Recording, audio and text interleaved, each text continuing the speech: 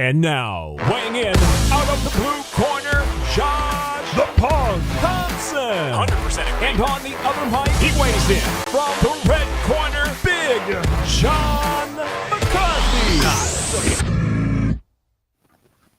Well, hello, everyone. Guess what? There is no red corner tonight, so that is me. The champ is here. The only champ really on this podcast, to let y'all know. But look, we got a special show tonight, and, we're going to have some fun with this, man. Big John is on his 40th anniversary, so he's on a cruise out there with Miss McCarthy. She's out there probably making him work, do something. He's out on the farm working, so now he's probably having to work inside the cruise ship there, whatever it is. He's probably having to make the beds, clean the rooms, do all this stuff. She's a slave driver, man. That's what she is. But look, let's have some fun with this show. Look, we've got a special guest. We got Rashad Evans coming on here shortly, and when he joins in, we'll let him jump on in and ask a couple questions, talk to him a little bit for a bit, and then we also got Chris Curtis, man, the action man himself, should be joining us here lately. So hopefully we get them all scheduled in here and it runs smoothly. This is my first time doing a solo in terms of having guests on, right after each other, rapid fire. So we're gonna have some fun with this tonight. But I thought we'd bring something different to you guys, and Big John's away. So, when Big John's away, the kiddies will play. That's kind of how it worked. But if you guys got some questions, man, go ahead and throw them down there. I'm not going to talk too much about the cards and stuff because I'm going to ask them a little bit about it. I'm going to get them involved in breaking down kind of like Izzy and Imavov and their thoughts on them, and also, what's going on with them. So go ahead and drop some questions down in there and let me know what you guys got. But before we go into any questions, remember this episode is brought to you by BetUS. YouTube 150 is the promo code. I want to thank you guys for supporting our sponsors. It's one of the best things, man. I love working with BetUS. They've been a great sponsor. I've worked with a couple other gambling sites. Not all of them have been as easy to work with, let me just tell you. But these guys are amazing. Great company and easy to get your money and withdraw your money, which we've had problems for before in the past with some of our past sponsors in the gambling sites. But BetUS, absolutely a great company. YouTube 150 is the promo code. They give you 150% bonus on your first initial deposit, 125% bonus on your next two deposits. So take advantage of that. Also, LMNT, the best hydration drink in the business, bro. 60 milligrams of sodium, and I'm sorry, 60 milligrams of magnesium. It's been helping me sleep lately. That's kind of like my turning point for them. I use it for obviously trying to be athletic. I do as much as I possibly can in my old age. But my son, he also drinks as well. And it kind of helps with him get through his games. He's got 2 soccer games on Saturday, 3 games on Sunday. So it's been helping him get through those as well with the hydration. When you sweat that much, even as a young kid, he still sweats quite a bit, but also keeps him hydrated for his next game. And lastly, man, OnlyFans, join us over there and subscribe to us over there. It is free. Like I've constantly said and always said, you won't see any other smut on there unless you follow it. So that's on you, man. If your wife goes through it, that's on you, buddy. That's not on us.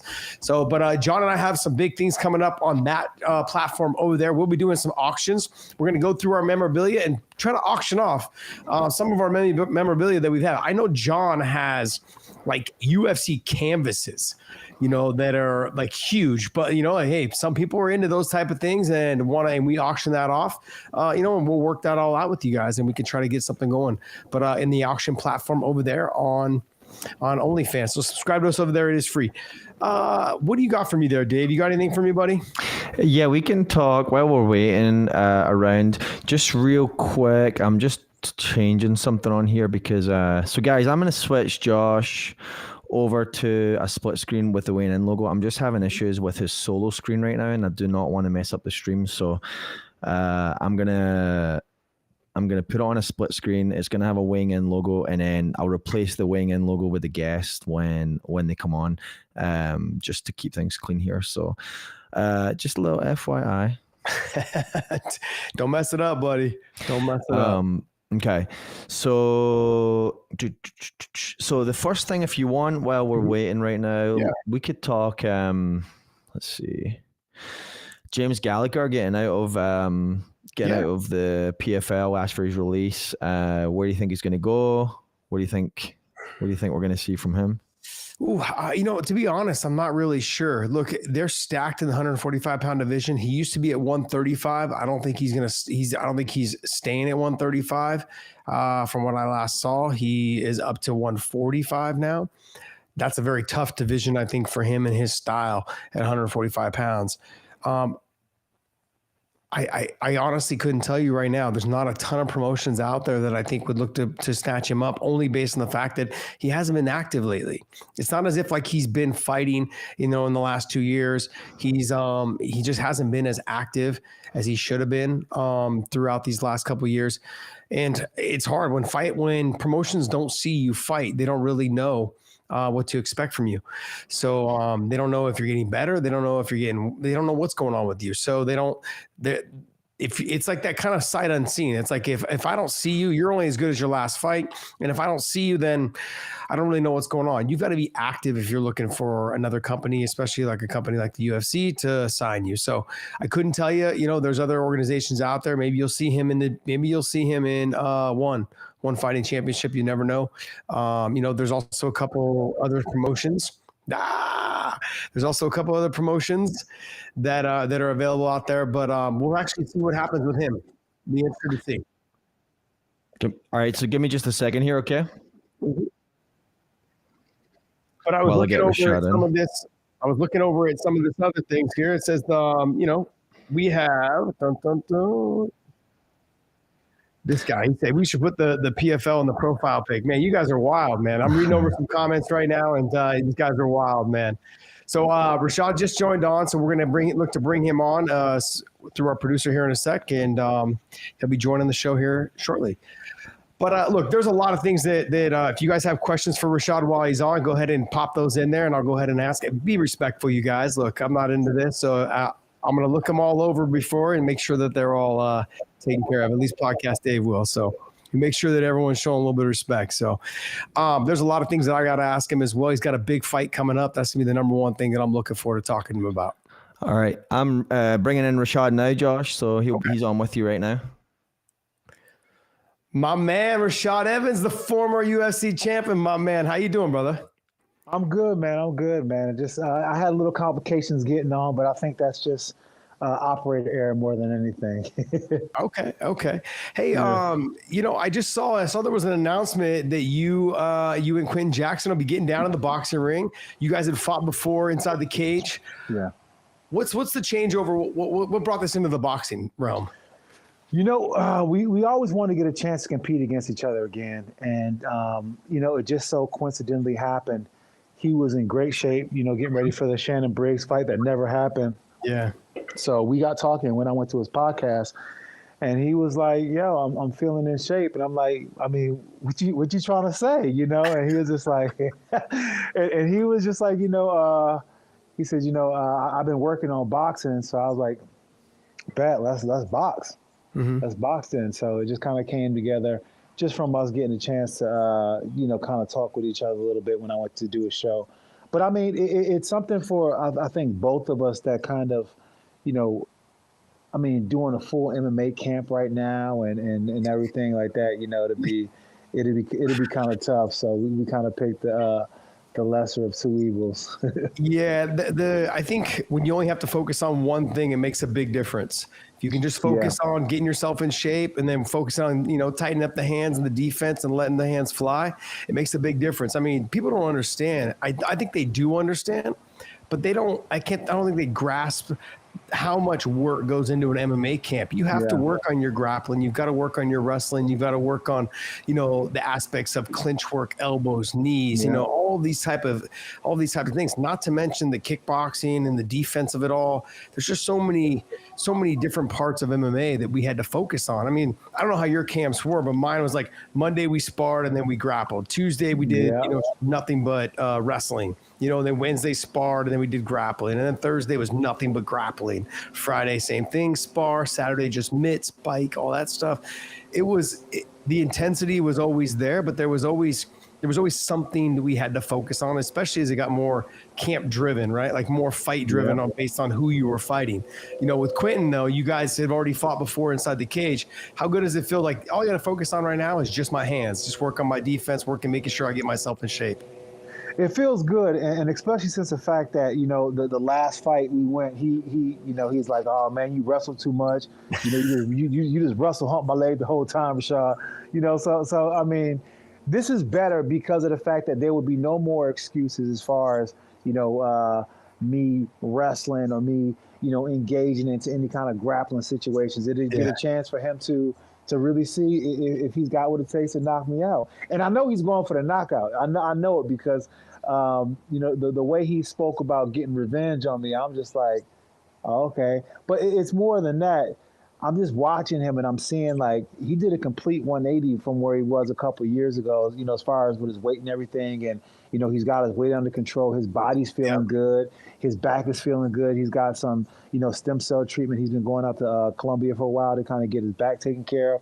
So Is that why he's been going to Colombia? Is that why? I mean, there's plenty of reasons to go to Colombia, but that's what he say, We just did the Jackson podcast. Big John and I, the Weighing In podcast, joined the Jackson podcast out there. And I got to be honest, man, he looked good. I saw, I saw him getting faded up in the barber shop there inside. I saw him working the bag a little bit, hitting the mitts a little bit, and he actually looked a lot slender. He looked good. So you're gonna have your hands full, man. You're gonna have your hands full. I know, but you know what? I'm excited for that though.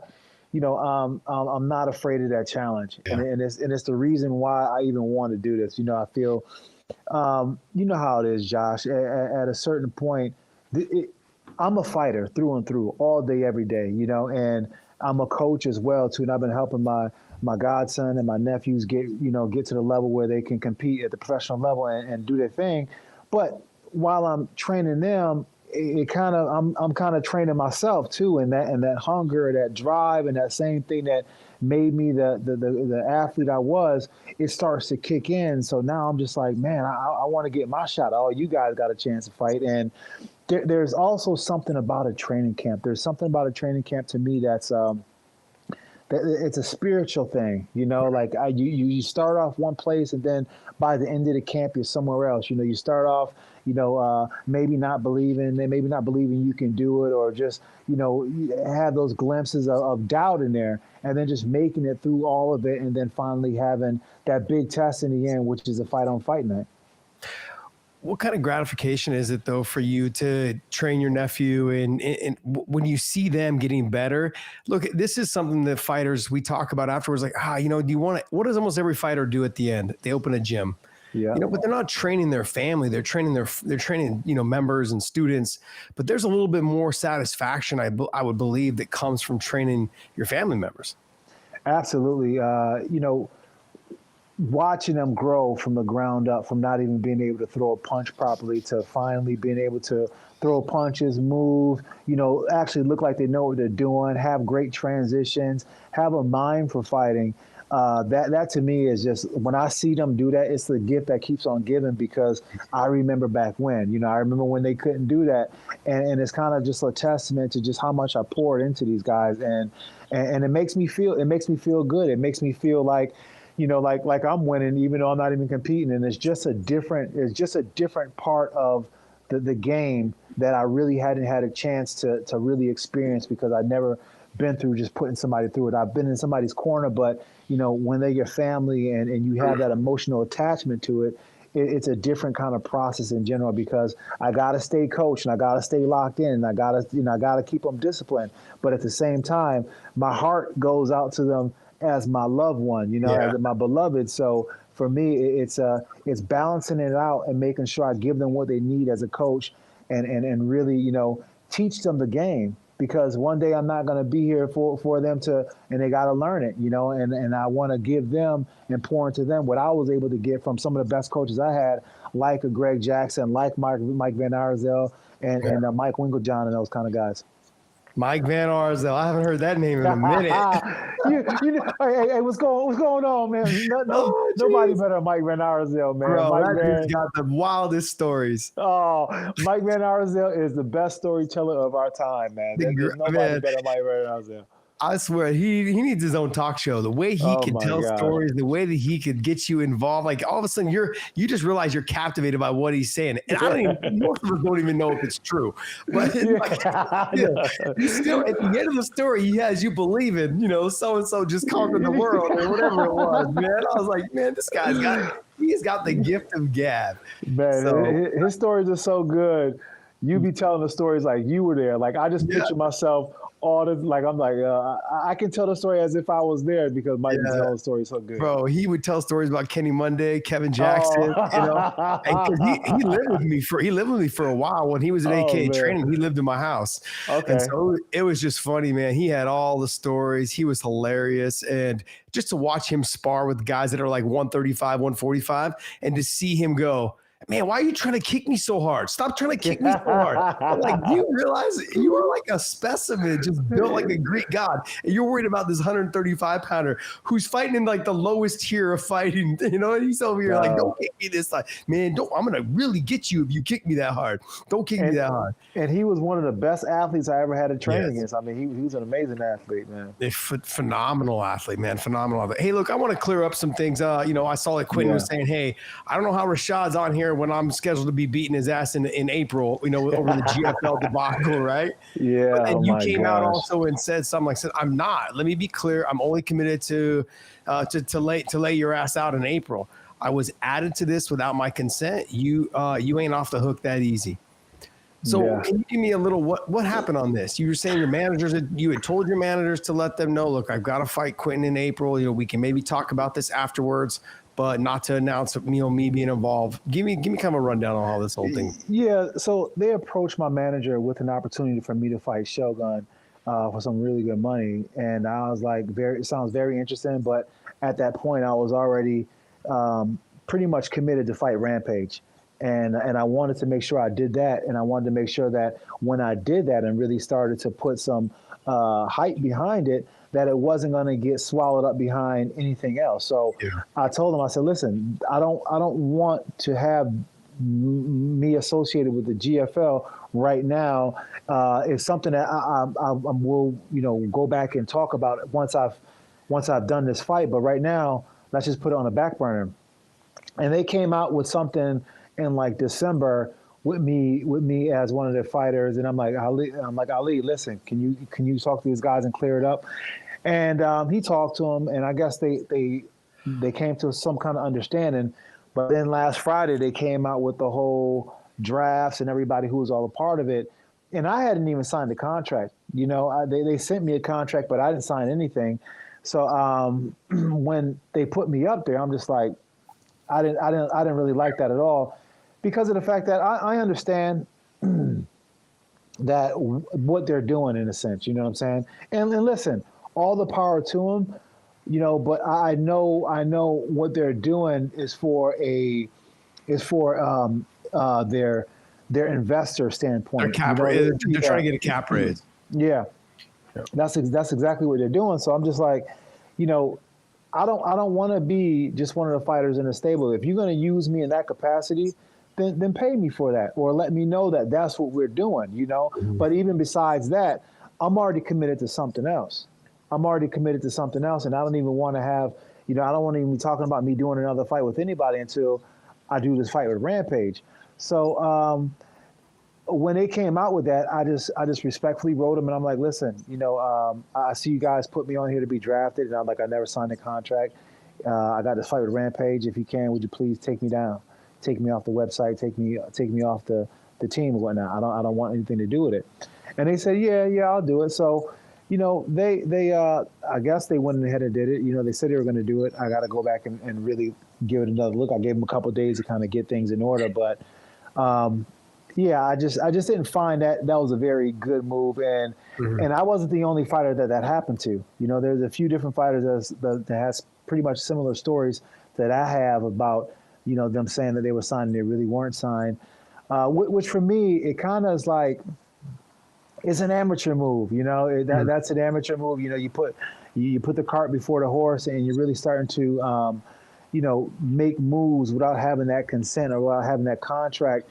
And I just hope for everybody who's given up other opportunities in other organizations that they were actually making money in, that is going to pan out for them, because a whole bunch of fighters jumped ship because of the money that they were saying they're going to pay. But after looking at this move, I'm just like, can they really deliver?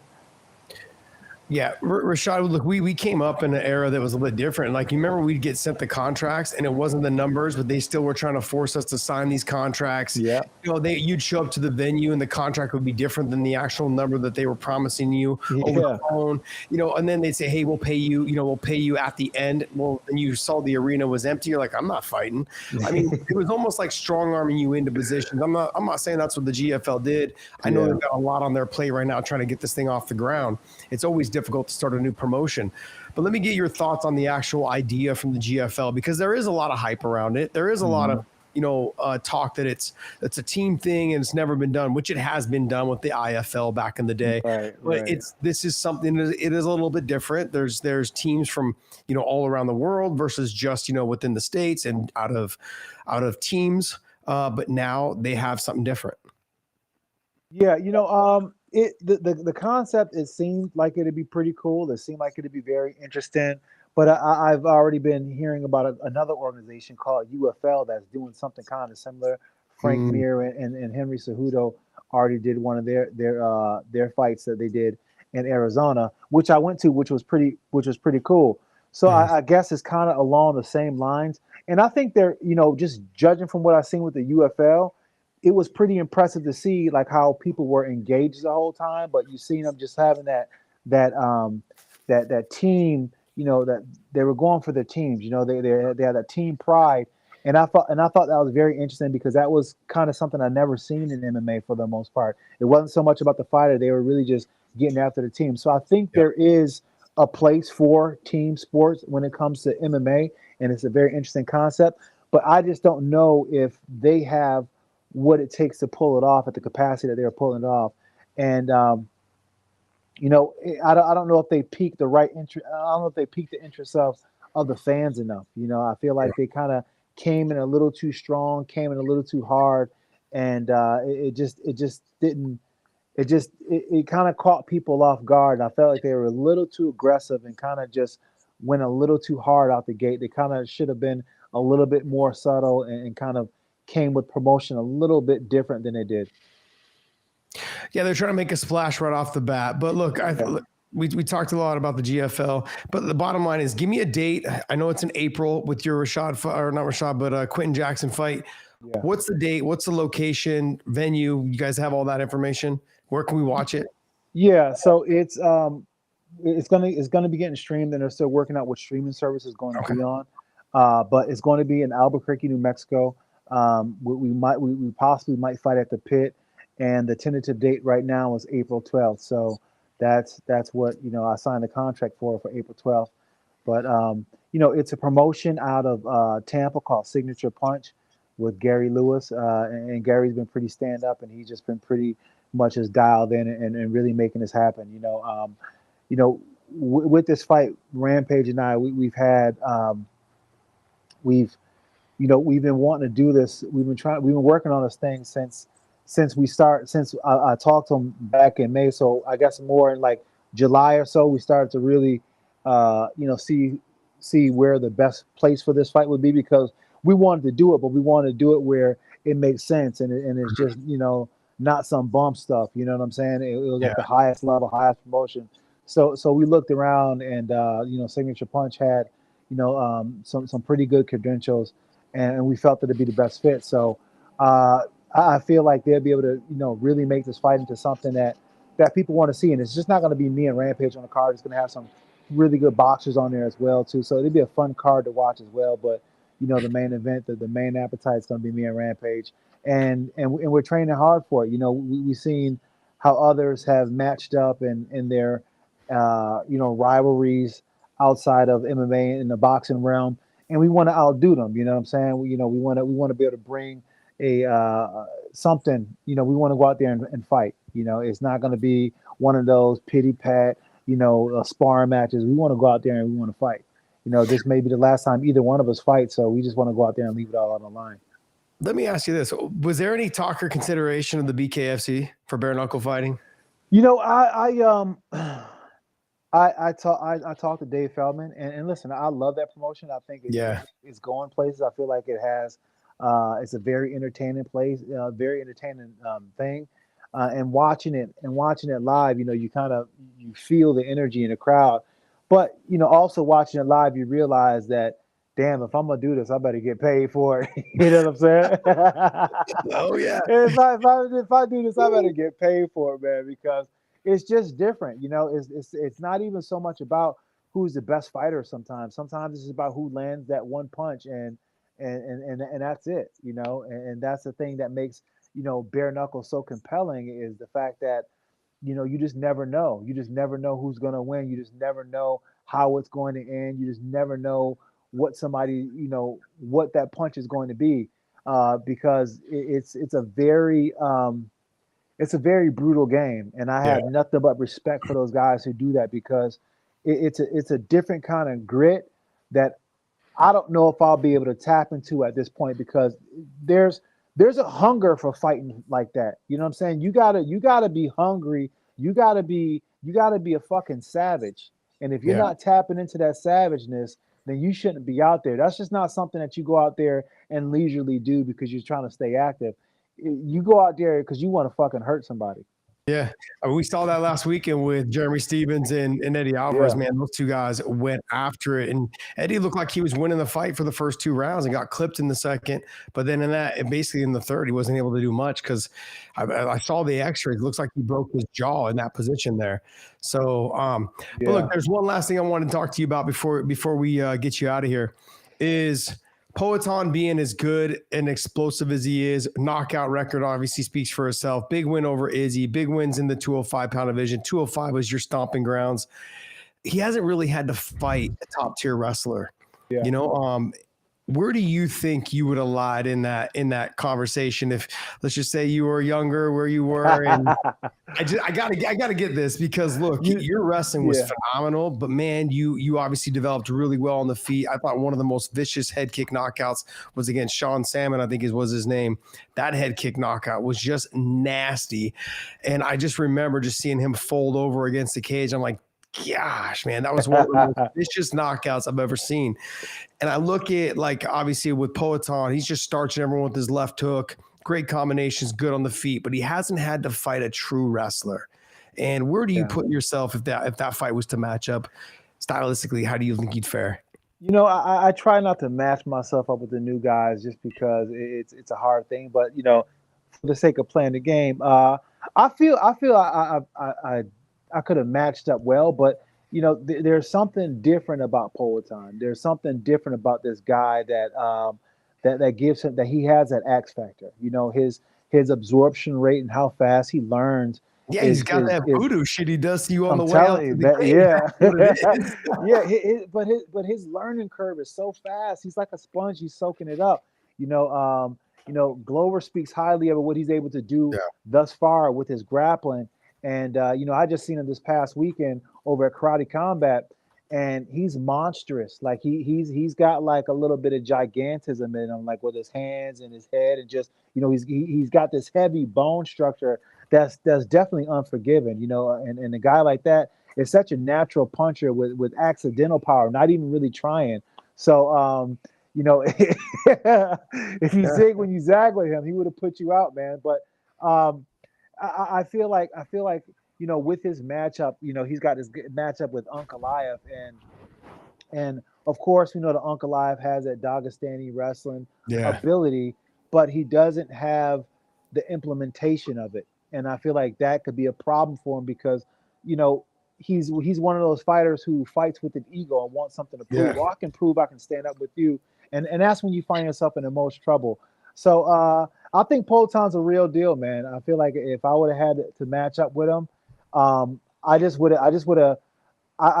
have kept him. If I couldn't get him to the ground, I would have kept him against the fence. And I feel like a lot of fighters, they want to get the guys to the ground so much that they don't even utilize what Randy Couture made so popular, which is the wall and brawl. That wall and brawl will wear a fighter, a good striker out, and then bring them into your world a lot faster sometimes than you just getting them on the ground and them getting back up. My man, I would have loved to have seen that fight, man. I would have loved to have seen that fight. But hey, I want to wish you nothing but the best in April. And once you get the venue and get everything locked down on the streaming service, you let me know. I'd like to push that out and pump it for you guys. Man, I love you. I love Quinn, man. You guys have been great and respectful to me, man, my whole career. And truly, thank you so much for coming on, man. No problem, man. Thank you, Josh. Love you, bro. Love you too, brother. Talk soon. All right, just give us 1 second there, Chris, and I'll get you brought in here.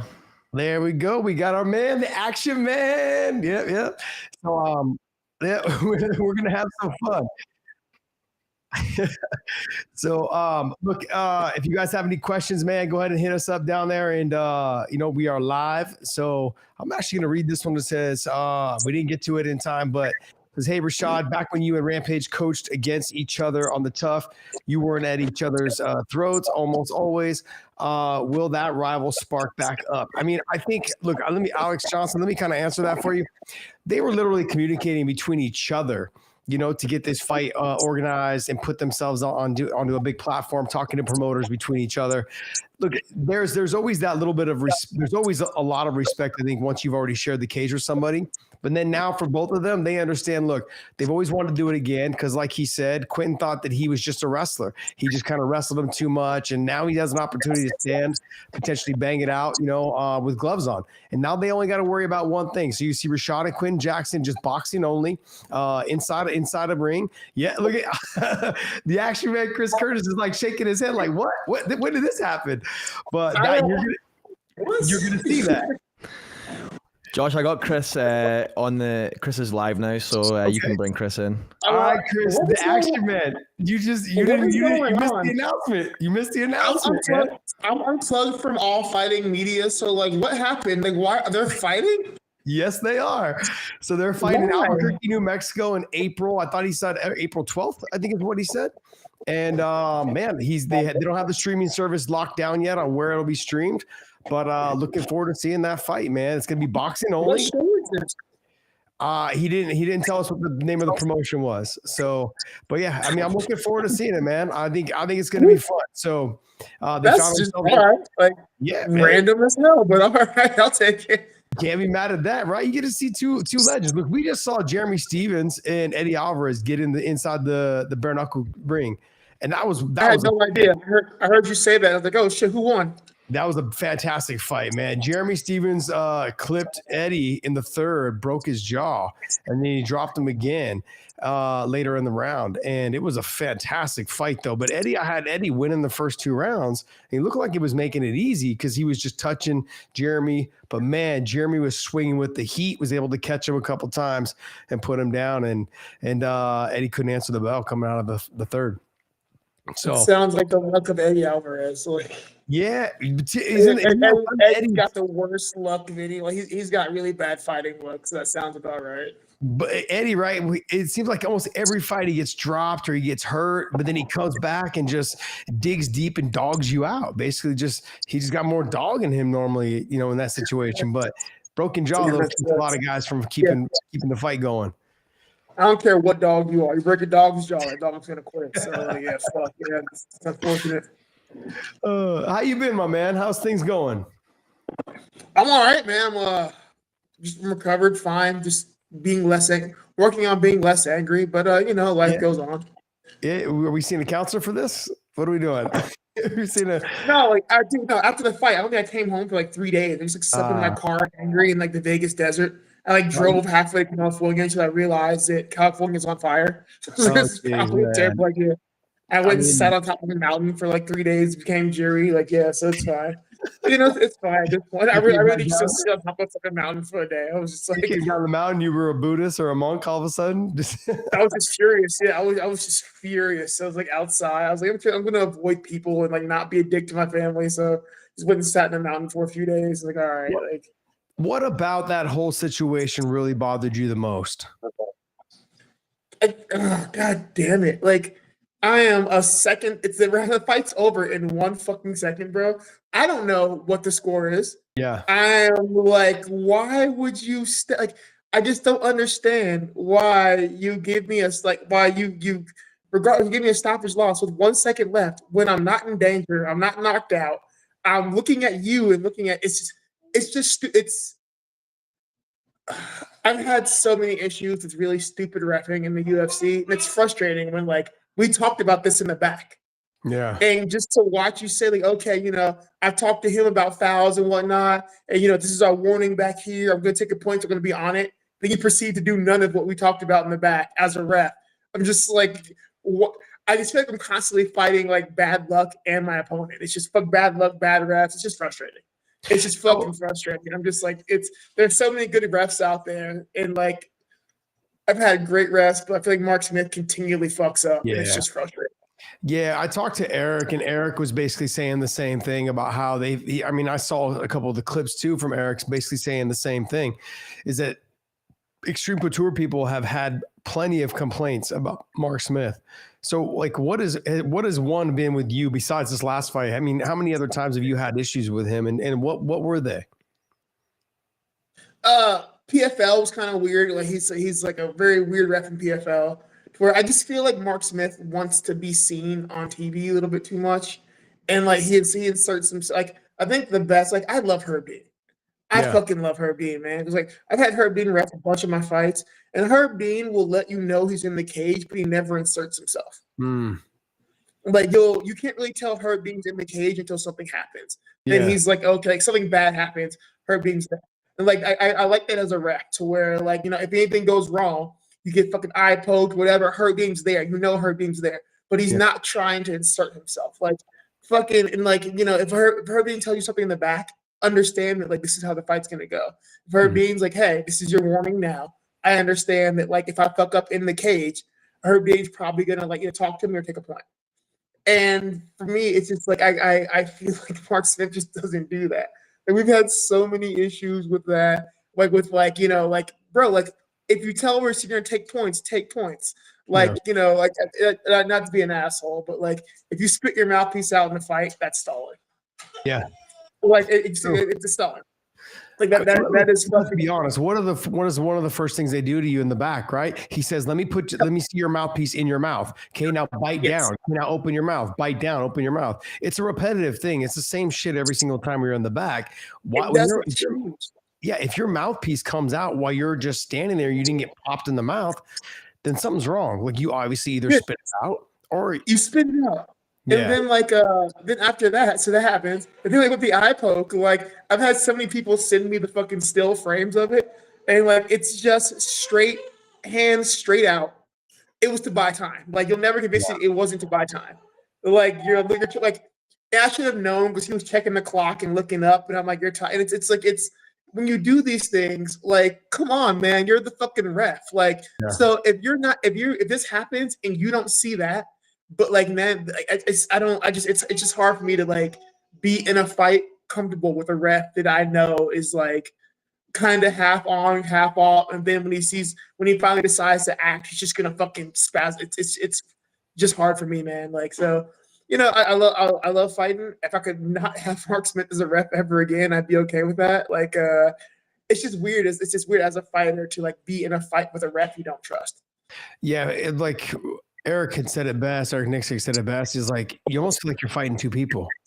He's like, you feel like you have to fight the ref and you got to fight your opponent. Unfortunately, it really does become that thing to where like, it's weird. At the same time, I'm like, you know what? Maybe it's my fault. Maybe I should cheat more. Like I really, I think about that a lot actually. Like I really look at fighting in a weird way.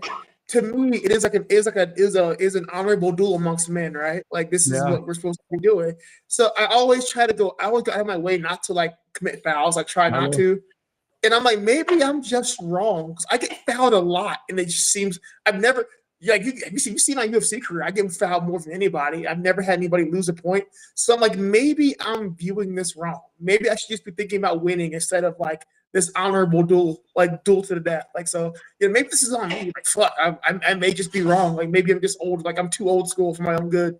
Yeah, you're an old soul. I got to be honest with you, man. Like us older fighters, we basically it was like an honorable duel.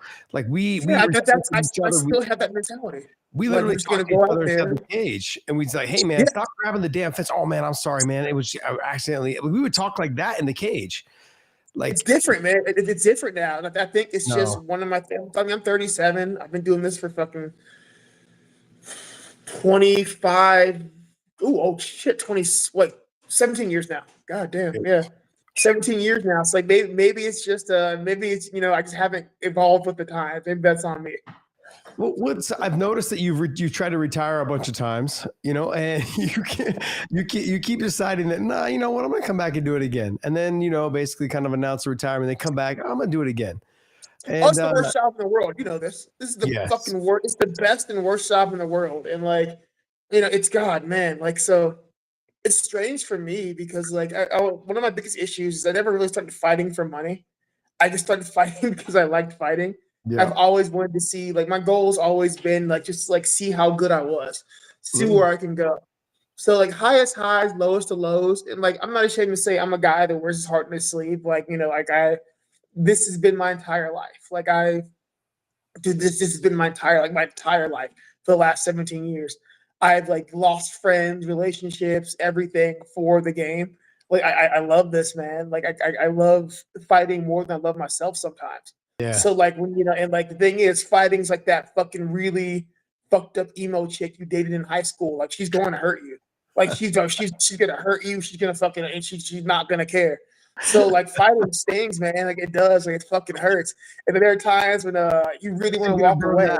You burn that hot wax down your ass crack. That's what she's gonna do. She's Dude, that emo. it's that emo girl you met when you were young, and you just like fucks your life up. You just never get over it. Like that's what fighting is, man. You keep coming back, and she keeps burning you. Sounds But like did you watch the Tyson Fury fight? Yeah, dude. So I had the funniest joke about like why I can't date Cuban women anymore. Like I don't go to Miami because like I had issues with Cuban women, and like I can't go back. I won't step foot in Miami. And people are like, I won't. I'm like, nah, man, I'm scarred. Like I'm Bro, I'm half But, Mexican, like, man. I grew up on the east side of Yeah. San Jose, and like Oh, my early girlfriends were Mexican, and bro, they will ruin your life and no chance. Yep. In a split second, they'll find anyway. Dave, you speak on this, right? You got a podcast. Dave had a Mexican ex-wife. Yeah, Cuban stripper, bro. David Cuban stripper. I was like, I can't do that again. Like, Oh, nope. jeez. Yeah, There was a comedian that had a bit about it, like, like even if you came on her stomach, her fucking stomach and belly button would just open up and swallow, and she'd have a kid. She'd be pregnant like that. yeah. You'd be fucked. Yeah, bro. It's I made a point not to like. Oh man, I won't step foot in fucking Miami. Like, there's no way. Hey, I talked to I normally do the show with Big John, and Big John was telling me that Mark Smith, he did mess up. The ultimate mess up was, it didn't matter whether you got dropped or not. It didn't matter whether you were rocked or not. When your opponent just starts to walk away, the fight is still going.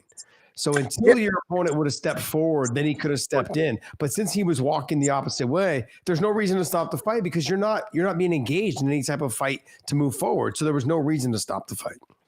Well, my issue becomes okay, so stepping me through the kick, I blocked it, but it still wrapped the back of the head, and it fucking rocked me. It's fine.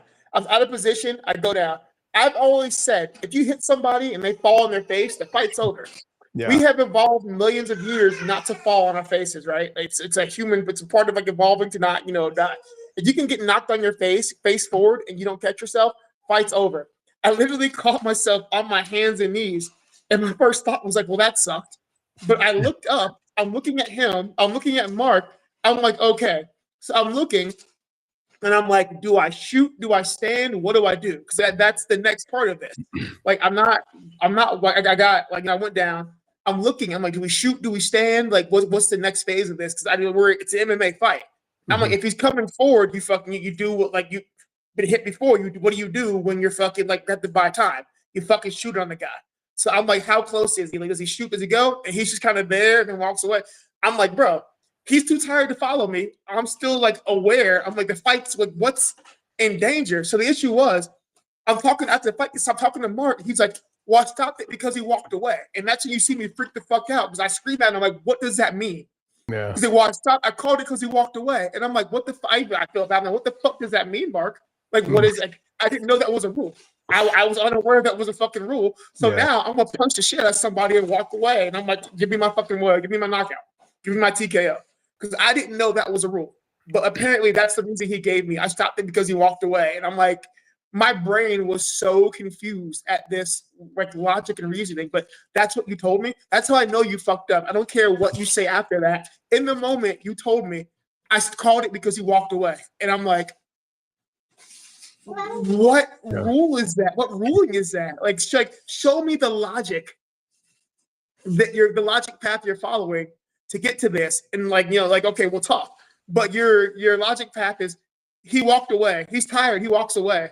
So I called the fight. And I'm like, I don't understand how we got there. Like it just doesn't, the math ain't mathing.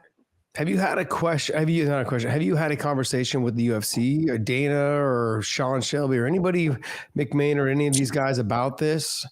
And have you talked to any of the refs about this? No, with the UFC. So the thing is, there's nothing they can do. No. There's absolutely nothing the UFC can do. Like a lot of fans don't realize that the UFC has little to no control over what the athletic commission does. Like their ability to influence that. People are always like, oh, the UFC paid the refs off. Like you can't, like they have very little interaction with the commission and that in the return to the refs. So like there's nothing they can do. It ultimately always comes down to the athletic commission. And one of the unfortunate things we've learned is you can't really, unless the ref shoots a guy in the ring, the commission's not going to go back on any ruling because it's the discretion of the ref. And even when they mess up, they're going to back their guy. So there's just, unfortunately, as a fighter, there's nothing you can do about it. It's just you got to take it on the chin and keep moving. No, I've had this conversation because Big John and I do the podcast together, and he's basically the one that wrote the rules for the sport of MMA. And he was reffing my last fight, and I clashed heads with Patricky Pitbull, and it dropped me. And he literally didn't see the punch, this and that. And he goes back and sees it on the monitor afterwards. He's like, man, I missed it. Shit, sorry. Anyways, they thought it was a punch. And the judge on the side said it was a punch. Then he sees it on the replay. He's like, fuck, it was a clash of heads. They go to the commission. He tells the commission that he messed up and it was a clash of heads, and they still didn't overturn it. That's what the commissions do. That's how ridiculous it is. The ref says, I missed it. It wasn't the punch. And they came back and said, you know what, though? He was hit after that, though. And that's what knocked him out. That's not what dropped him, though. The guy needs time to recover. My fight with Kelvin Gastelum, second round, I'm winning the round, everything's going good. And he comes up, he shoots, I stop the shot. He throws his head back up under my chin, knocks me out. There's no punch thrown, nothing. You just see me face plant on the mat, and then I wake up. He swarmed with punches. I wake up, I get up, recover, go back to fighting, and win the rest of that round. But that was the biggest spot of the round. Yeah. Ref missed it. But I'm just what happened? Didn't get hit. Nothing. It was a fucking headbutt that won him. I won the next round. That headbutt won him the round that won him the fight. And the commission's just like, ref missed it. And I'm like, bro, that's my check. Yeah. Like you just and that's what makes me mad. I'm like, I'm still sore from that one. I'm like, you took half my check from me. And it just sucks because, like I said, it's hard to fight when you don't trust your ref. And if you're in there and I got headbutted, knock me out. You're the ref. You're watching. You don't see a punch. I get face planted, wake up, have to fight. And my issue is, had I not made myself get up, I probably would have been better off. Yeah. To where had I just gone out completely, I would have been better off. But that's I made myself get up. I actually got rocked, dropped. I looked at John. He didn't see the headbutt. I could tell he didn't see it. So I stood back up, and then I shot a double right away, and he hit me with a little uppercut, and fight was over. So it was like it was already done. You're already rocked. You're already dazed. Yeah. It's like getting clipped. I tell you what, I went out because he threw his head up, his big ass head. He threw it up, and it hit me under the chin. And I remember, my first memory for a second is looking over it, and I'm seeing Sean Strickland, Nate Pettit, and Eric get up. Yeah. And I'm confused for a second, what are you saying? So looking at my corner, I'm like, what are you saying? Get up. And then I realize I'm on the floor. And I'm like, oh shit! I'm actually on the floor, and the cobwebs cleared. And I'm like, oh, I don't even know how I got here.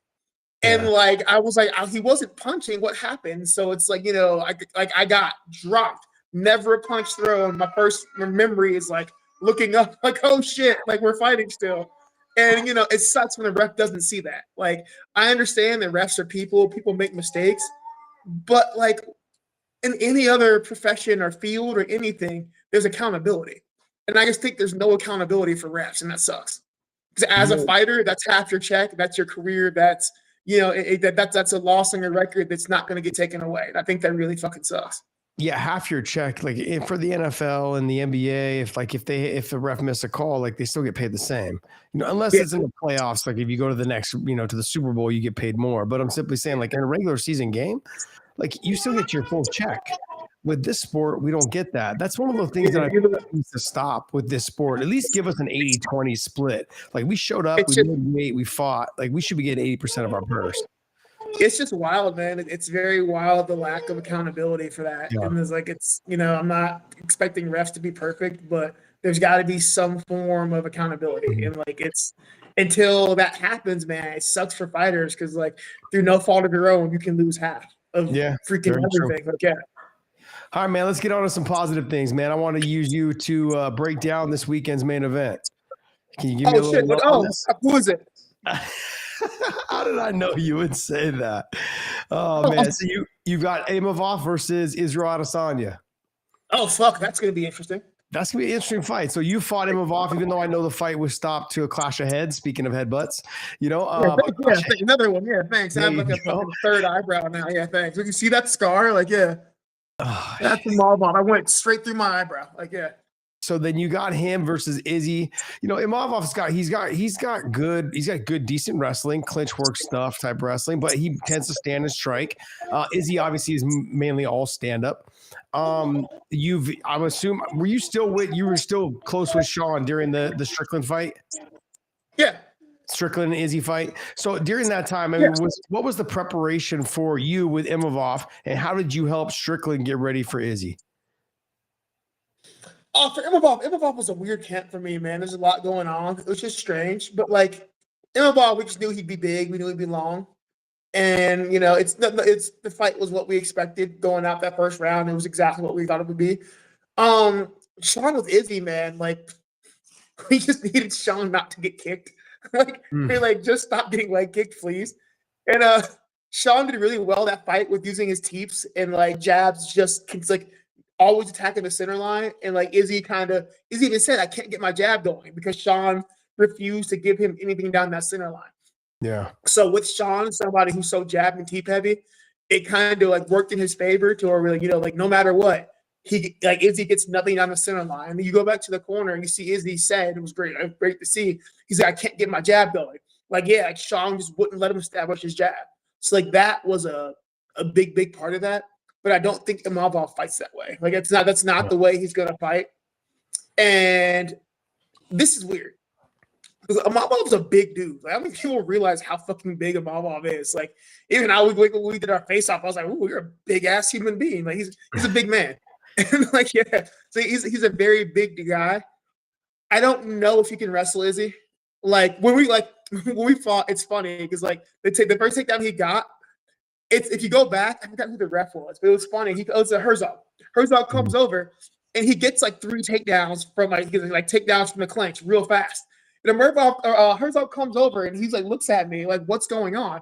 And I actually laugh because I've had 50-something, 60 fights. I've never had this shit happen before. When he first goes to body lock and I go to defend the body lock, I swear to God, my fucking shorts wrapped over my glove and I got stuck. And I'm like, I'm trying to free my hand and he fucking dumps me. I get back up, he dumps me. I get back up, he dumps me. And like Herzog comes over, he looks down, like, is he holding her shorts? I'm like, no, my hand is I'm just like, my hand's stuck. So it was the weirdest shit. I've never had that happen. But I'm not, all these fights, I've never had that shit happen before. So now we like fold my shorts just to be safe. Yeah. But I don't know if Imavov is strong enough of a wrestler to take Izzy down. But at the same time, okay, so like this is weird for me because I'm not a big Izzy fan. And I'm gonna say it's not that means Izzy. Why is that? I'm not a big fan of championship Izzy. I don't like championship Izzy. I don't. Okay. What's the difference between regular Izzy and championship Izzy? What's the difference? So it's between everybody, honestly. Here we go. So this is my views on this. So I think when people win belts, they start fighting to defend the belt. Except unless you're Dricus, who just fights like a fucking coked out chimpanzee at all times. But everyone outside of Dricus, apparently, I always feel like when people I've never win seen belts, a coked out chimpanzee, but I'm assuming it sounds pretty wild. watch any Dricus fight. Like, bro, it's a coked out chimp. Like, he just doesn't care. Like, but I think when people win belts, they start fighting to defend belts. So I always feel like Izzy having a belt versus Izzy not having the belt are very different fighters. But like I think you become too obsessed. I think people become too obsessed with like A, trying to look like a champion, and B, just trying to retain the belt. Like I liked his style wise. I really think non-belt like Challenger Izzy was a much better fighter. Yeah. I think his style changed in order to like maintain the belt, and like everybody wants to establish their legacy. But I think he fought very differently as champion than as a challenger. So I'm kind of interested to see like Challenger Izzy. I like Challenger Izzy a lot more. I think he wanted to win a lot more. He wanted to stop his opponent a lot more. He took more risk. He was a more aggressive fighter. So I'm very curious to see that. But like, Ababa was a big fucking dude. I've never met Izzy in person, so I'm not really sure how big he is. But Ababa was a really big fucking human being. Like it still surprised me when we weighed in. I was like, oh, you're a big dude. So. But I'm very curious. Tall, long, lanky. I think he's about 6'3", somewhere in there. Dude, he's so fucking tall. He's tall. He's got like really long arms. Yeah. Like, and like normally somebody's that tall and like at that weight with those arms, you're like, okay, well, he's not gonna be big, but he's fairly filled out as well. So it's like, God, like you just you won. Like we fought. I'm looking at him like, all right, so you got all the advantages of this one. Like that's cool. Like so. He's just a big, big dude. But my biggest concern for that fight is 5 rounds. Yeah. I feel like Amabov tends to tire. Even in our round, like second round, I felt good second round. I'm landing punches, things getting better. And like he's breathing like really, he's like, I feel him like huffing and puffing. And like before the headbutt, I'm like, oh, you're getting tired. I feels like for him to be that size and fight the fight he wants, he's got to burn a lot of gas. So, I'm guessing he's going to have to improve his cardio. But over 5 rounds, I don't know. I'm still kind of like questioning how he does. And not knock to him. Izzy just has how many 5-round fights? Yeah, but I would agree with you under normal circumstances, but you're a pressure fighter, whereas Izzy is not. So don't look for Izzy to really try to walk him down. Izzy will stay on the outside, stick and move, try to avoid being taken down if he is going to shoot Imavov. So he'll look to sniper him. And so there's not going to be Imavov is going to be the one that's actually going to be pushing the pace, so he can take a step back anytime he wants. See, I think that's actually good. Now the only thing is too, you have 2 snipers, so I'm wondering like, is this going to be a fight of them looking at each other a lot? Because like usually two counter fighters just look at each other. And that's the counter fighter's dilemma. It's like you go, no, you go. It's this could be a really fun fight, or it could be 25 minutes of boredom. So it's very true. Regardless, I think Imavov's been on a tear right now. Look for him to put some pressure. Look for him to clinch against the fence. Look for him to try to slow Izzy down, and then be able to try to catch him. I think probably round 3 or 4. He's explosive and fast. In spurts. And that's the thing. Like he's coming on. He's on a streak right now. He's hot. Momentum matters in this sport. People don't realize when fighters get so frustrated when dumb shit happens because momentum matters. So like when you're trying to build momentum and shit goes wrong, but that's when the frustration comes forward. Yeah. Momentum matters in this sport. And I think honestly, Mabov does have a lot more momentum than Izzy right now. Izzy's had some shit to deal with since his loss. So like, it's just a lot of inactivity from Izzy. He feels like he's trying to reinvent himself, almost like a midlife crisis. He's still extremely talented, really good, got great technique, but Imavov right now, the ball is rolling in. Oh, it's rolling downhill. He's just taking people out on the way. You're like, I'm not even an Izzy fan, even on a personal level. He's like trying to like slight me. I guess he's mad. We make jokes about him, whatever. I make jokes about everybody. Regardless, even on personal, besides that, you'll never tell me that. You'll never hear me say Izzy like sucks. Like as a person, I'm like questionable. But as a fighter, you have to respect what he's done and his ability. I think Like people were a little got turned off by the fact he was feeding his dog through his mouth or something like that. It was really weird. very weird, That's very weird. Like it's very very strange. uncomfortable. Like Yeah. I'm black, so like Oh. one of those things. Like it's one of those things that we see that we're like, it's What is like that? What does being Dude, black no, have to do with it? it's a I thing, think- man. Like black people and like dogs with mouths. It's very strange to me. I That we like. think I'm half Mexican and I'm half white. I think both sides of me would believe that that's still kind of strange. I don't. It No, doesn't man. matter. I see white people do it more than anybody. And it's like, oh, like it's a white thing. I'm sorry, it is. It is. Like black people kind of look. I think it's more of a Karen thing. That's what I It, think. we just nah, man. It's like all black people like, don't let that dog kiss you in the mouth. I grew up always hearing, don't let that dog lick you in the mouth. Like my mom would like, it's just a thing. So like that's weird. But besides that, you'll never hear me disrespect his ability.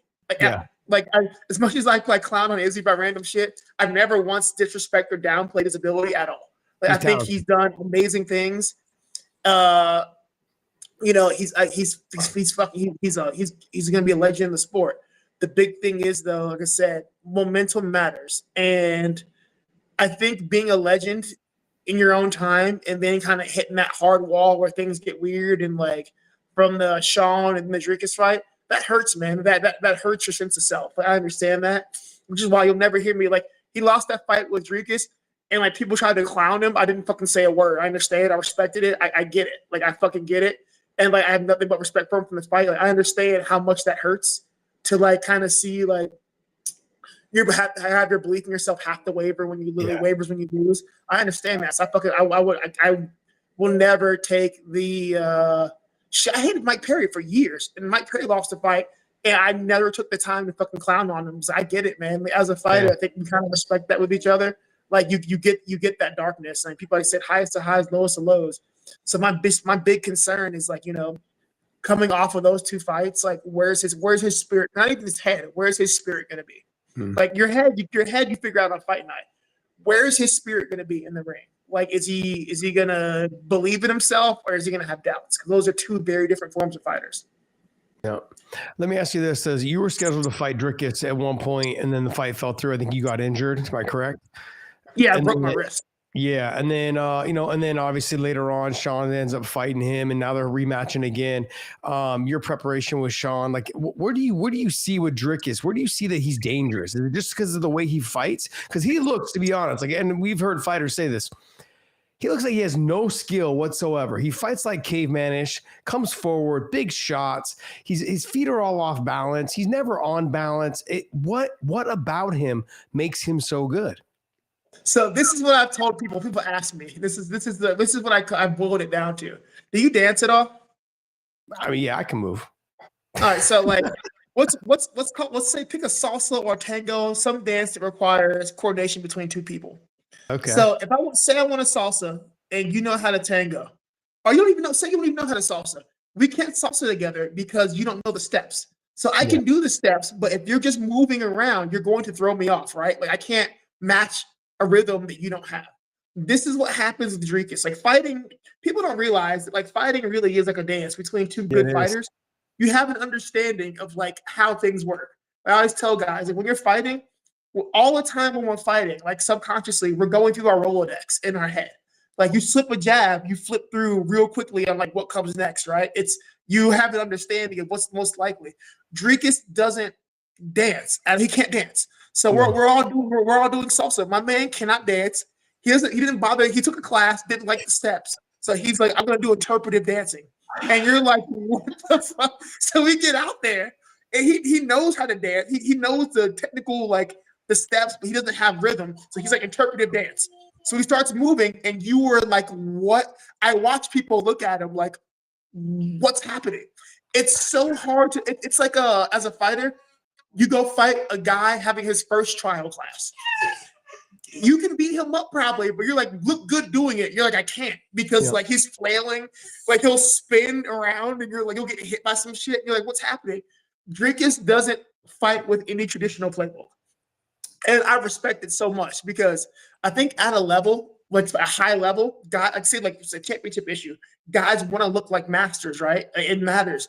You want to look good. You want to be perfect. You want to fucking be perfect. perfect is the enemy of good. Dricus is like, fuck it. As long as it works, he doesn't care. And like, he will do anything. As long as it works, he does not give a fuck. I watched him throw a 1-2, fall past Izzy, spin around with a back fist, fall again, fall into a double.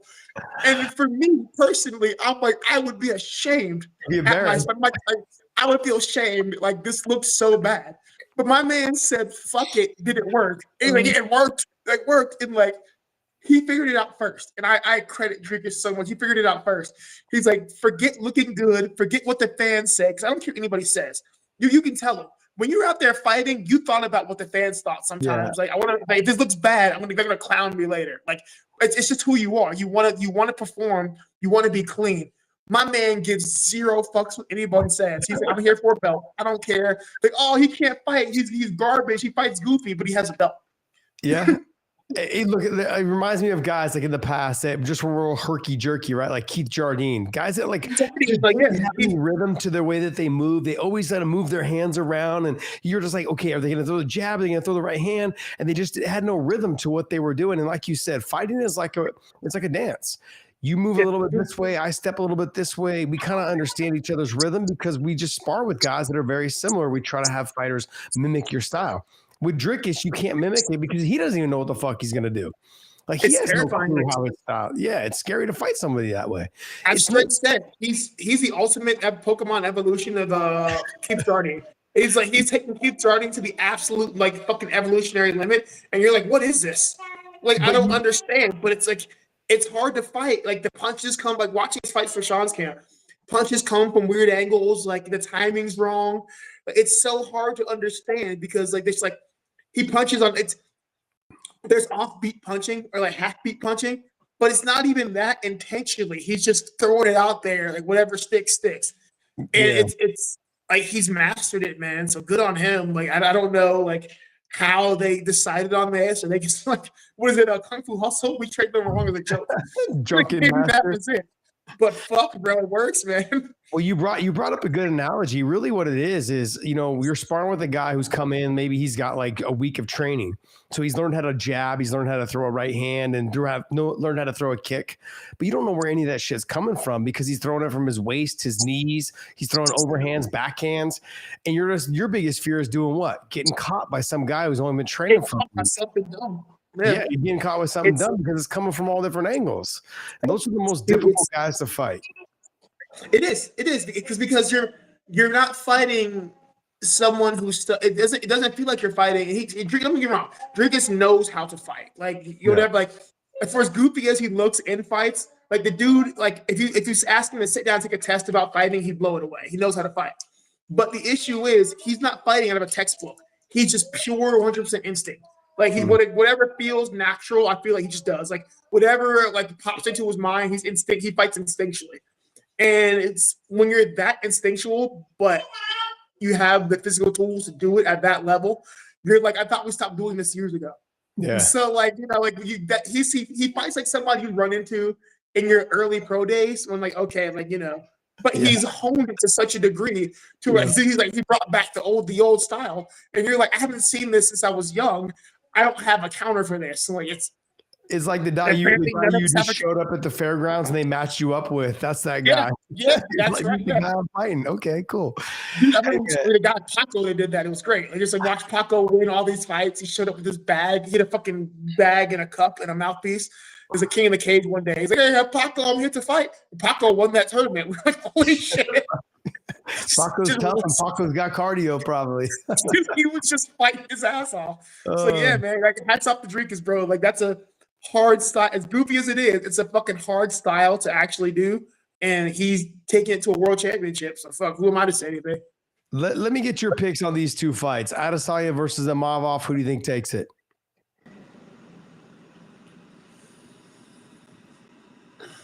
I'm going to pull for Imavov just because it makes my fight seem better. So we're going to go purely selfish. We're going to go Imavov. Okay. And then what about DDP and Strickland? God, I need Strickland. I have to pick Strickland for this. Why is that? It's going to be – I mean, I've fucking been stuck with this man for 10 years. So, like, I have to pick him. Like, you know, he's my boy. And I know he's genuinely one of. I thought the first fight. I honestly thought he edged the first fight. I think, unfortunately for him, he tends to bleed, which with judges, bleeding always looks bad. Like bleeding always looks bad with judges. So like that's a rough one. If young fighters out there, if you can cut your opponent early, do that because judges will give you the round. Like it's just what judges do. Like they see blood and they're like, he hurt him. Like no, like 4-ounce gloves cut everybody all the time. Like I've been cut by punches that were kind of just like scraping me. So like no, if Those you can are draw usually the blood, ones that cut you. Like the edge of the glove barely touches you and it cuts you almost every time. All the time. So if you can draw blood, you'll win the round. And unfortunately, Sean tends to cut easier than other people. But I thought he did enough to win the first fight. I really did. Like even like from an objective standpoint, I thought he did. I thought he did more damage. Rodriguez looked like hamburger after that fight. Sean just had a cut in his hairline. What is Sean going to do now in this fight, though, to make it more compelling to the refs and the judges that he won the fight? Not the refs, the judges that he won the fight.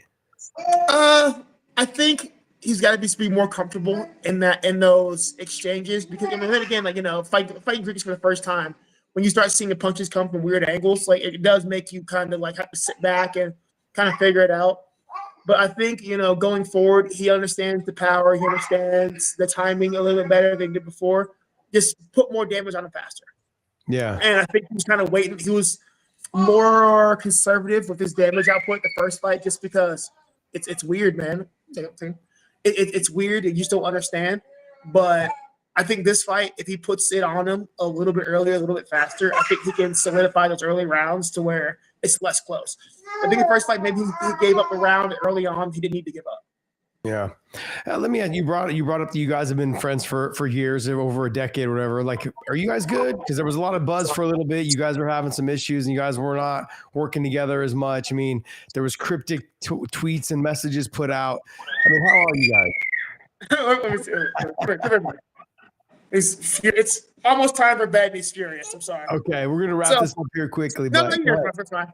Understand that I hate Sean Strickland. I really do, but I love Sean Strickland. So we're in that thing where I do love him. He's like a brother, but I hate him. I absolutely hate him. Like sometimes he's just a bane of my natural existence. But at the end of the day, it's been 10 years. Like we've come to blows multiple times. So I think it's just the way we are. I think right now with everything, we just need a break from people sometimes, and that's fine. Like I've taken a break from my own fucking mother for 3 to 4 years at a time before, just because I'm like we can't get along, and like that's how I am. I don't fight with people. I just walk away. Yeah, and we can come back to this when cooler heads prevail.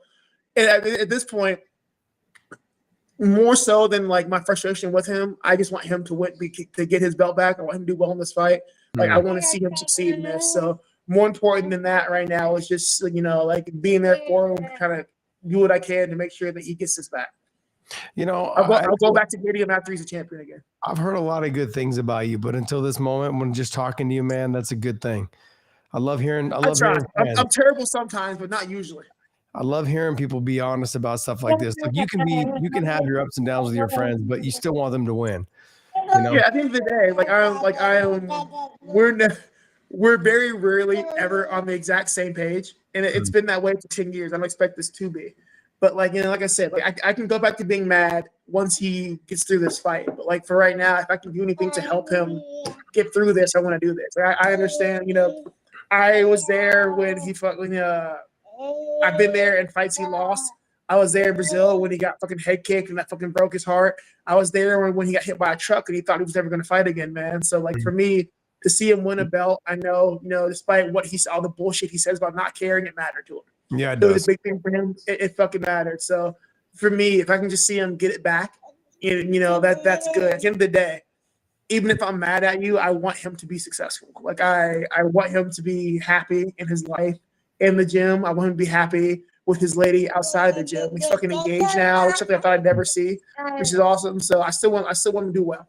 No matter how upset I am, how frustrated I am, I'm never gonna wish bad on you. I want you to be happy. So I'll put my frustration aside right now and just be the teammate that I can be, or be the friend that I can be. I want him to do well. No, I've had a lot of fighters that have lived with me over the years, and I've told people this. I'm like, look, I want to see everybody eat. I want to see them all be successful. I want to see everyone eat. Doesn't mean they got to eat at my table, though. you know, Yeah, and and that's sometimes you gotta, push people away a little bit to let get over their differences. Sometimes it's hard to get okay, man. It's hard to get over people when they're right next to you. But I want to see everybody eat, and like I've never just because I don't want to spend time with you now doesn't mean I'll never have you at my table again. But sometimes I just need a break from people. absolutely. Hey, brother, man, I appreciate you coming on. And when you get a next fight announcement, if there is another fight announcement, I'm looking forward to seeing you fight again. But I'm hoping you'll join us again for your next fight announcement. Yeah, man. Hopefully the next one will be we'll see what weight class the next one's at. But I'm excited. I'm very excited for what comes next. You can't leave me like that. We mean we'll see which weight class. What are we talking about? We're talking now. We're talking now. It's I fought my entire career at 170. I was only 85 of the UFC because they signed me at 85. And the joke was like, okay, we'll have a fight. We'll do the first fight, and then we'll drop down. And then I fucked up and started doing really well. So like we're like okay, maybe we'll stick around. But for me, I even the last camp, I walked around we were off for 8 months, right? We had 8-month injury. And then we go to Thailand for the camp. And then I had to come back from Thailand early because I tear my calf, which fucking sucked. So I tore my calf. We came back for that. So we got cleared to like go 3 weeks out. We still fucking worked our asses off, grinding. Felt good going in. But even in that fight, man, I felt good going in. But I just feel like between the injuries and then I'm 5'10", 195 pounds walking around. My entire camp, I was 195 walking around. They begged me to be above 200 pounds. But I couldn't keep the weight on. So, I'm cutting 10 pounds to make weight. Like it takes me an hour and a half to make weight. Yeah. The night before, cut everything in an hour and a half, then I'm done. I'm a very, very small middleweight. I've got no physical gifts at middleweight. It's just I'm out here doing everything I can based on heart and fucking hot-bloodedness. So turns out that it only takes you so far. And my goal for this wasn't just to make money. It was to see legitimately how far I can go. And I've got a few more years left. I don't think I've given myself a legitimate chance to see just how far I can go. I'd never compete in the UFC at my natural weight. So I guess we'll see, talking about it. We're talking to dietitians about, where we go from here, like what's my body composition, how long it would take. But I think we're going to see Chris the welterweight. We'll see how it goes.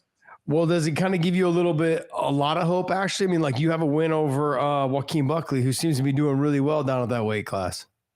Yeah, I mean, even like I'm so fucking happy for Buckley. Like, dude, I'm so happy. You don't understand. You don't understand. Like people, Buckley rubs people the wrong way, but I'm just like he does. He will rub people the wrong way. But understand, like he understands the game well better than most people, and like he plays to the media to keep his name out there and make and like it's what you have to do. It's the new school fighting thing, and he does. But like Buckley's a good dude. Like he was that tweener though. Also, he was like maybe an 85 pounder, then a 70 pounder. He couldn't make up his mind, and then he finally made up his mind to actually get his weight down to 70 and stay at 70. And he's been having success since he's been there. And dude, I'm so excited for him. Like I'm so fucking happy for Buckley. Like he's a really good dude. He's come out helping with camps before. He's a really good dude. Dude would give you the shirt off his back. Like Buckley gets a bad rap just for his social media, like whatever. But he's a good dude. So I'm excited for that. But yeah, man, it does kind of like help you see, like and I'm a little bit bigger than Buckley. I'm not much bigger than Buckley. Yeah. So like it's kind of smart to see, like, okay, like maybe we need to be fighting people our size. And like he went down and fought people his size. And like, I don't have any physical gifts at 85. I'm a shorter guy. I usually have shorter reach. I'm very light. So like I'm not here just balls to the wall, doing it all with determination. So it'll be nice to be back at 70, my natural weight, to where even my fighting style had to change 85 because I can't fight the way I fight with people. I can't bully bigger people. I'm trying to bully guys who are bigger than me. So we'll see. So hopefully later this year we'll have some good fight news, and hopefully it'll be 170, Chris. My man, I'm looking forward to seeing you fight. Hit me up though and let me know when the fight announcement comes. We'll get you back on. I'll keep you posted, man. I'll keep you posted. Appreciate you, brother. Thanks for coming on, brother. Thanks for having me, guys. Take care. Well, there you have it. Action man right there, man. Talking about 170. I'm looking forward to that. Hopefully we can see him catch him at the 170. Look, I'm going to pull up the rankings, though, at 170. Let's see what we got here at 170. Like it. Let me see. At 170, him and Jeff Neal would be a fun fight. The two of them could throw down. That would be a very fun fight. Him and Vicente Luque would be a fun fight. I'd like to see that fight too. Two guys be able to stand, trade, bang. Him and Jeff Neal, him and Vicente Luque, two good fights right there to be had. And look, if he has success in those two fights, I mean, we could talk all the way up to Jack Della Maddalena. That'd be another great fight. Mainly a stand-up fighter, someone who will chase guillotines if you every once in a while. But look, overall though, is down to actually throw and have exchanges on the feet. Those are some fights to have right there. I think Vicente and him and Jeff Neal and him, keep him away from the young bucks for right now until he gets his weight under control, until he knows how easy it is to make the weight, and maybe you throw in maybe on a third fight if he has success, over Vicente and Jeff Neal. You could probably throw in there maybe Gilbert Burns, or Jack Della Maddalena if it's up that high. But those are some fun fights for him if he does make that drop down to 170, which it sounds like he really wants to. And I think the UFC would probably oblige him. He's not a big 85 pounder, as you guys can see.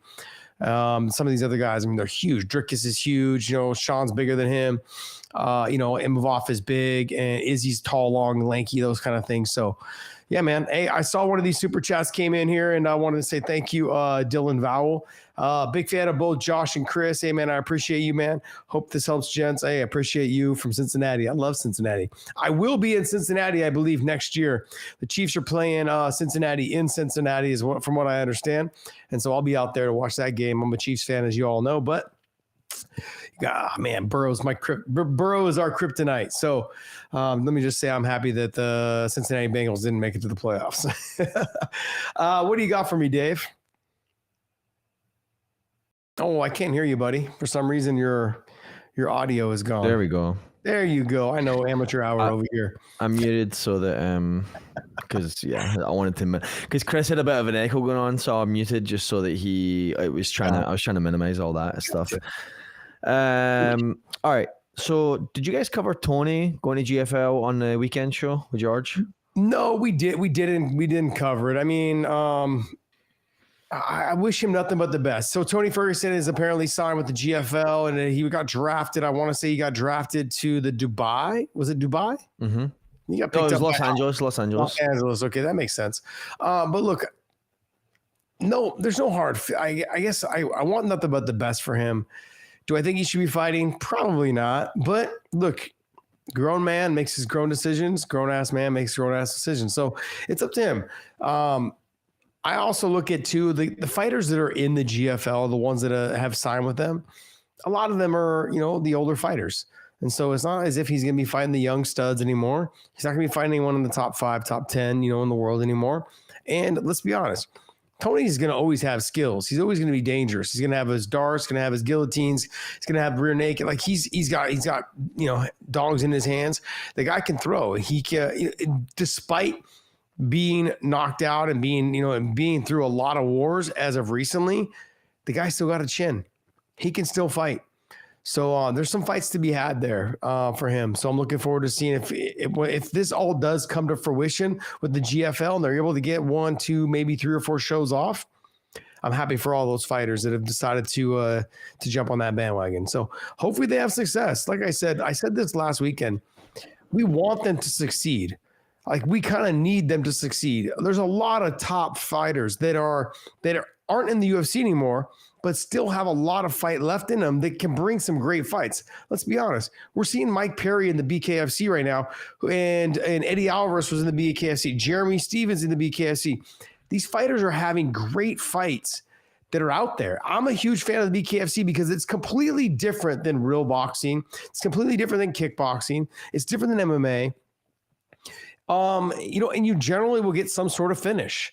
You're going to, and if you don't get a finish, you get 2-minute rounds for 5 rounds of action-packed fighting. That's what people tune in to watch. The BKFC right now, I got to be honest. I think I was listening to, I saw a clip of Morning Combat and with Luke Thomas and Brian Campbell. Let me ask you this, podcast Dave, is the BKFC right now the number 2 promotion? I mean, it depends. I guess it depends like what aspects you're looking at it from, because I would say with the backing of Conor and the exposure as a result of that, then yes, because you have strong talent and then you have the exposure. So I think those are the two kind of main elements that you would put together. They just sold out that arena at almost 18,000 seats. Yeah. That's more than what the PFL has done basically all year. Not consecutively, but in terms of all their fights. They've sold out an 18,000 seat arena. I obviously know that they had fighters on there from Philadelphia. They obviously had and Jeremy Stevens helped sell the fight. They had Eddie Alvarez from Philly. They had Jeremy Stevens help sell the fight, talk trash to Philly, basically get under their skin, and came out and delivered. But that arena, Conor McGregor. And I mean, yeah, McGregor, but he was there at the weigh-ins. He was there at the weigh-ins. No, he was at the show.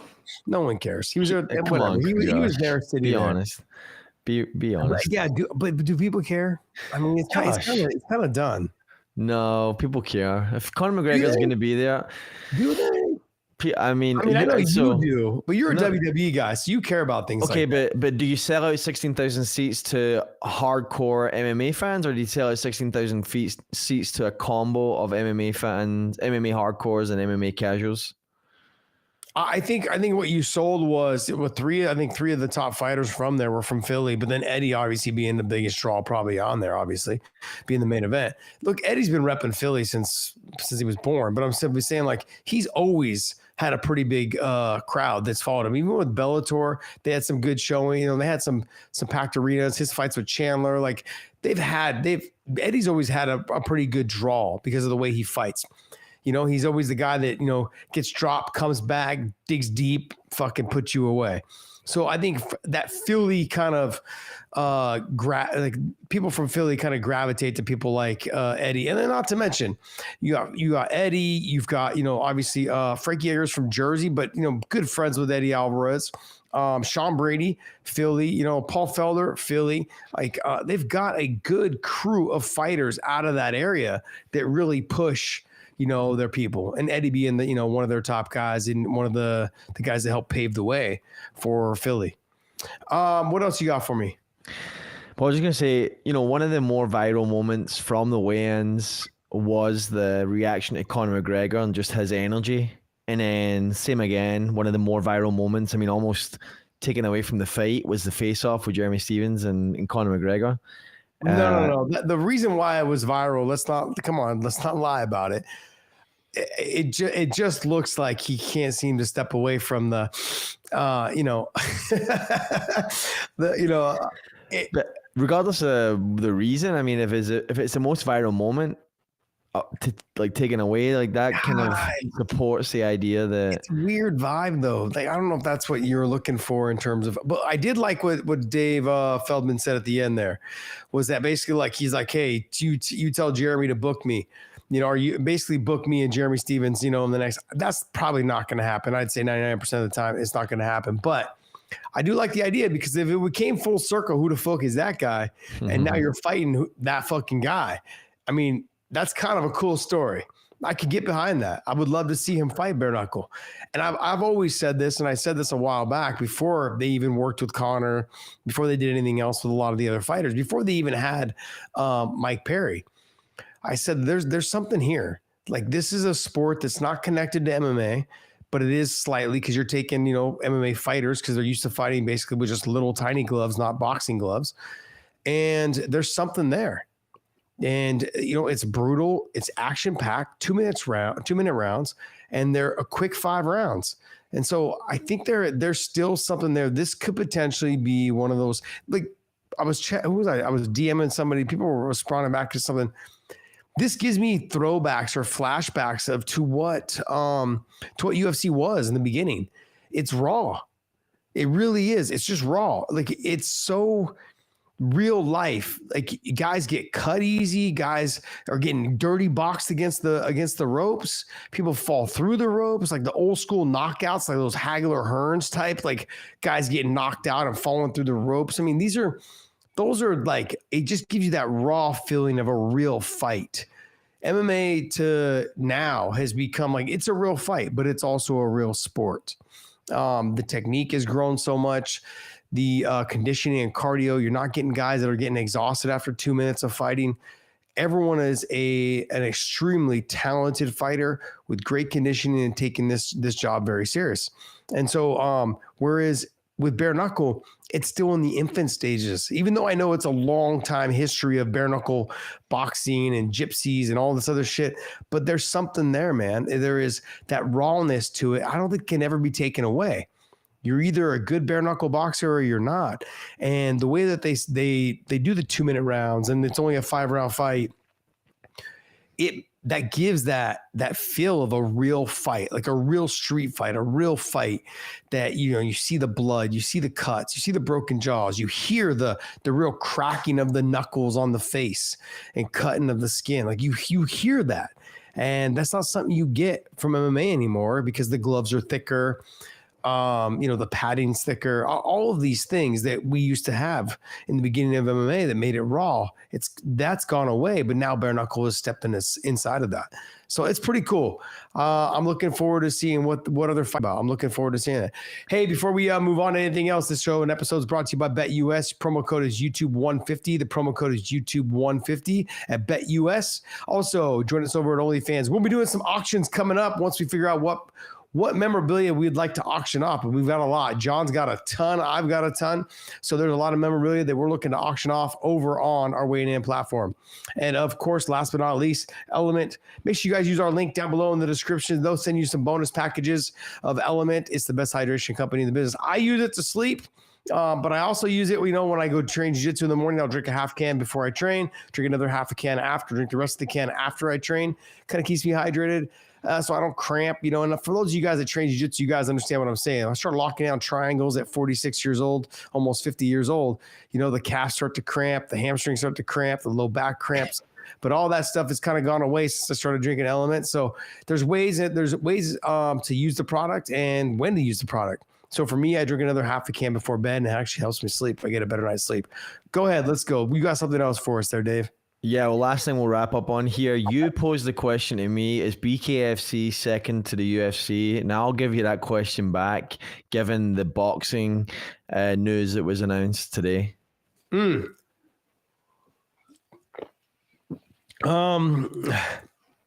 This to me is wild because I don't know if you guys remember, Frank Shamrock and Ken Shamrock were talking about the first two brothers to fight each other. And there was talk about that. They were trying to work it out. I think what happened was Frank knew that he was the money, and Ken, Frank was the MMA, like he was the guy that I think people were going to be drawn to, being Frank Shamrock and this and that. But Ken had been more active than Frank at the time. And so they were tussling over who was going to get paid more. They were tussling over where they were going to air it, who was going to put it on. And just when you're dealing with, brothers that really didn't get along at the time, a lot of shit got lost in translation, and then eventually the fight never came about. These two, I have never met a more savvy duo in terms of how to make money and how to take it to the extreme to get people to tune in. People are going to watch this. But to me, it's gonna be no different than a work of the WWE. They're gonna know it's gonna be like a work in the WWE. It's really gonna come out to be something like that, where if someone gets rocked, he's not gonna finish him. I don't think Logan may try to finish Jake. I don't think Jake will try to finish Logan. I think it's gonna be one of those things where they'll have some tough exchanges. But let's just be honest. Jake Paul is the better boxer. Jake Paul will put his hands on him and potentially put him away if he chooses to. Jake Paul's just had more experience fighting real fighters, not fighters that are like Floyd Mayweather, 145, 155 pounds, walking around soaking wet like Snoop Dogg. Like that's how skinny and small he is. And then you got Logan Paul, who's like 205, 210, 215, 220, somewhere in there, fighting a guy who is that big. Or, fighting someone like a Floyd Mayweather, who's very skilled, but just not big. Jake is the better boxer. I think Jake is probably not the better athlete, but he's definitely the better boxer. But this lets you know we have gone to the extreme of what to do as an influencer. What else can we do to get people's attention? And this is it. They've decided to do it. It's going to be apparently on HBO Max, March 27th. Do you have a venue? Can you look up if there's a venue or anything? Does it say anything? No. Nope. I would imagine it would be in LA. I mean, don't they both live in LA now? I don't know where they both live. Let's see. Let's see. How do you think this fight goes? The moment you've waited for a decade for. There's mounting speculation. Good reason to believe it will not be an actual boxing match. The event will be streamed on March 27th. More information is expected Thursday that will likely clarify the nature of the event. It's not listed on BoxRec, which charts sanctioned professional and amateur fights. BoxRec does not list exhibitions, so it could just be an exhibition, is what they're speculating. But it sounds like on Thursday they'll clarify whatever else. See, I'm not like, if you're gonna really box, even if they were to list it as a real boxing match, you must already know that it's gonna it'll end up being a glorified sparring match. I don't think the two of them are really going to hurt each other. If they were to actually really fight, Jake Paul would kick his ass. And I think that'd be too much for Logan Paul to swallow. His little brother beat his ass in front of everyone. I look at it as being an exhibition. There'll be no winner. At the end, they'll raise both their hands, but they're still going to want you to pay, whatever it is for HBO Max. HBO Max is going to pay them anyways. Like how Netflix paid Mike Tyson and Jake Paul. Hey, we come on here, you pay us a guaranteed $15 million or $10 million or $20 million, and we'll give you an exhibition match between two brothers. I don't know how many people are going to tune in, but right now, all these platforms are trying to get as many people to either buy their platform or to hit their platform. I believe the Jake Paul Mike Tyson fight did 110 million at one point. They were over 100 million people viewing it at that time. I'm not sure what this one will do. Most people understand that Mike Tyson was the draw on that Jake Paul fight. Netflix said it broadcast 65 million concurrent live streams, including 38 million in the US. Got it. I thought I read at one point it was 106 million. I think it total viewed. Somewhere around there. That could be total viewed. Concurrent just means at the same time. Gotcha. Still, that's a ton. That's way more than any other. You know what? The most pay-per-view was obviously Floyd Mayweather and Manny Pacquiao, which I think was 4-point-something million views. And then you had, Khabib and Conor was 2.5, 2.6 million in MMA. So, look, we're gonna see. I mean, he's setting the standard in terms of with these networks that are willing to go ahead and say, hey, it's an exhibition or it's, a fight that you probably are not going to want to pay-per-view, but we'll go ahead and get a bunch of people to tune into our platform. And I think Netflix helped him get this HBO deal, be it based on what their numbers were for Netflix. So good for him, man. I mean, they know, like I said, they know what to do in terms of how to make money. So they've reached out to these networks, their managers have, or whatever, and they've been able to say, hey, I have this fight going on. Me and my brother will do it. I mean, I'm interested to see if it's going to end up being a real boxing match. I want to see that more so than anything. Even if they announce that it is, it won't be a real boxing match. You'll end up getting two brothers playing patty cake. That's what you're going to get. What else you got for us there, Dave? That's going to wrap us. That's going to wrap us. Hope you guys enjoyed this show. Look, I try to have some guests on tonight. Rashad was awesome. I haven't been able to catch up with him in a long time. And Chris Curtis, we ran into each other probably about 2 years ago at a hotel in LA.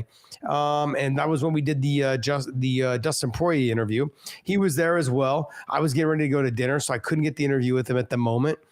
And I always kept his number. And I said, man, I really want to get him on.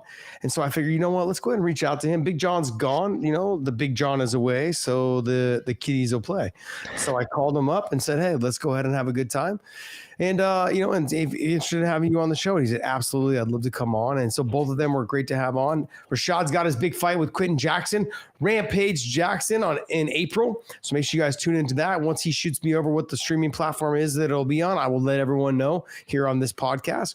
And Chris Curtis, the Action Man, is going to be fighting at 170 probably in his next fight, as he announced here on this podcast. And I'm looking forward to it. I'd like to see him walk. I'd like to see him fight at his real weight class, not 185. Like he said, he fucked around and found out he had success at 185, and so they stuck him there. He stayed there. Now he's going to go down to 170, where you can see Joaquin Buckley is having success. hopefully the Action Man can have similar success there too. So I wish them nothing but the best and looking forward to hearing from them. Looking forward to seeing them fight again. Go to WayneAndMerch.com, pick up some of our apparel. I want to thank you guys so much for continuing to support us. And of course, BetUS YouTube 150 is the promo code. And subscribe to us over at OnlyFans, as well as Drink Element with the link down below in the descriptions. Get a bonus package with every purchase through that link. Thank you guys so much. And Dave, take us away, buddy. We will. See ya. Yeah.